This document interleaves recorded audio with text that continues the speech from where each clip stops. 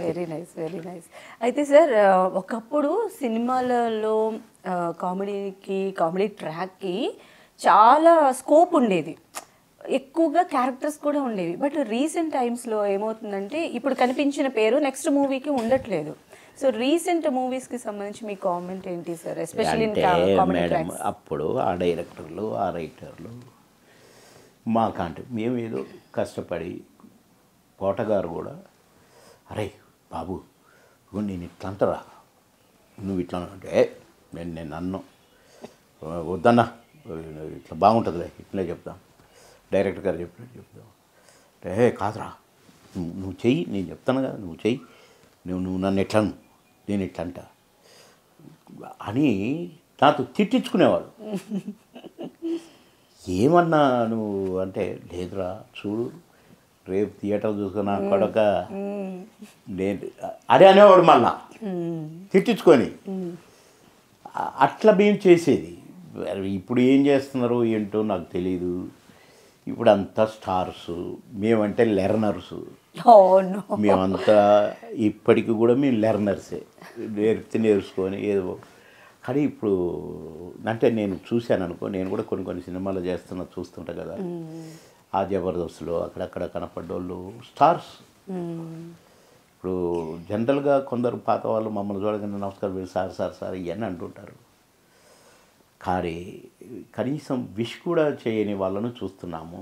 ఏబిసిడీలు రమ్మన్న కెమెరా ముందు సరిగా నిలబడటం రానోడు కూడా స్టారే ఇప్పుడు. మరి వాళ్ళే నచ్చుతున్నారు ఈ ప్రొడ్యూసర్లకు, డైరెక్టర్లకు.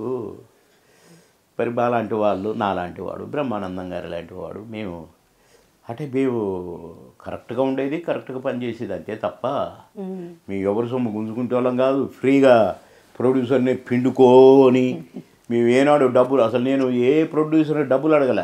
ఫస్ట్ డే ఇక నీకు ఇంత ఇస్తాం అన్న తప్ప షూటింగ్ పోయేది వచ్చేది, ఏ షెడ్యూల్లో షూటింగ్ ఉంటే ఆ షెడ్యూల్ పోయి వచ్చేది. కానీ డబ్బింగ్ అప్పుడు మాత్రం సార్ బ్యాలెన్సు రెడీ మీరు డబ్బింగ్ చెప్పిరాగానే ఉంటాయి. డబ్బింగ్ చెప్పొచ్చినాక కొంతమంది చెప్పినప్పుడు సరిగ్గా కవర్ రెడీగా ఉంది అనేది చెప్పొచ్చినాక ప్రొడ్యూసర్ ఉంటాడు కాదు, ఏమయ్య అంటే సార్ పని మీద వెళ్ళంటే ఓకే నేను వెళ్ళానని చెప్పండి అంతే, వెళ్ళిపోయింది.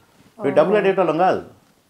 కనీసం ప్రొడ్యూసర్ని డబ్బులు ఇస్తేనే షూటింగ్కి వస్తామని కానీ, డబ్బులు ఇస్తేనే షాట్లకు వస్తామని కానీ మేమేనాడు అనలేదు.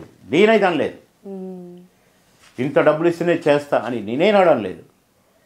సాంగులు పెట్టేవాళ్ళు నాకు, పెడితే కూడా నాకు ఇచ్చింది తీసుకునేవాడినే తప్ప ఈ సాంగ్ చేసిన కానీ నాకు సాంగులు పెడితే హిట్ అవుతాయి కాబట్టి నాకు ఎక్కువ రెమ్యునరేషన్ ఇవ్వాలని నేనేనాడు అడగలేదు.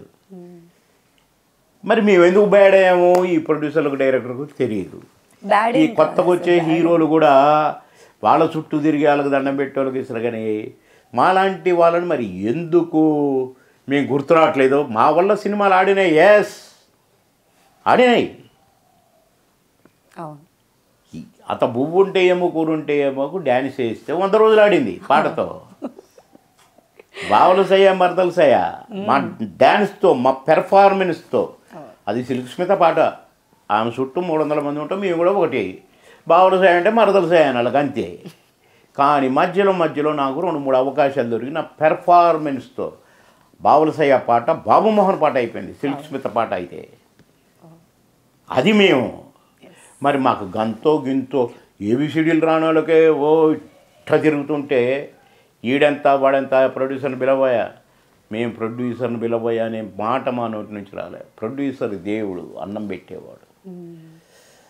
అక్కినేని నాగేశ్వరరావు గారు కూడా నేను దేవుడికి దండం పెట్టను, ప్రొడ్యూసర్కి దండం పెడతా, అన్నం పెడతాడు మనకి అనేవాడు. నా దేవుడు ఎన్టీఆర్ కూడా అనేవాడు. మేము అదే బాటలో ప్రొడ్యూసర్ దేవుడు, అన్నం పెట్టేవాడు. మేము అంటున్నాం కానీ ప్రొడ్యూసర్ రమ్మను, డబ్బులు తెమ్మను, చేతులు పెడితేనే మేము షాట్లోకి వస్తామని మేము ఏనాడు. మరి ఇప్పుడు అంటున్నారట మరి మాలాగే హిట్లు కొట్టరు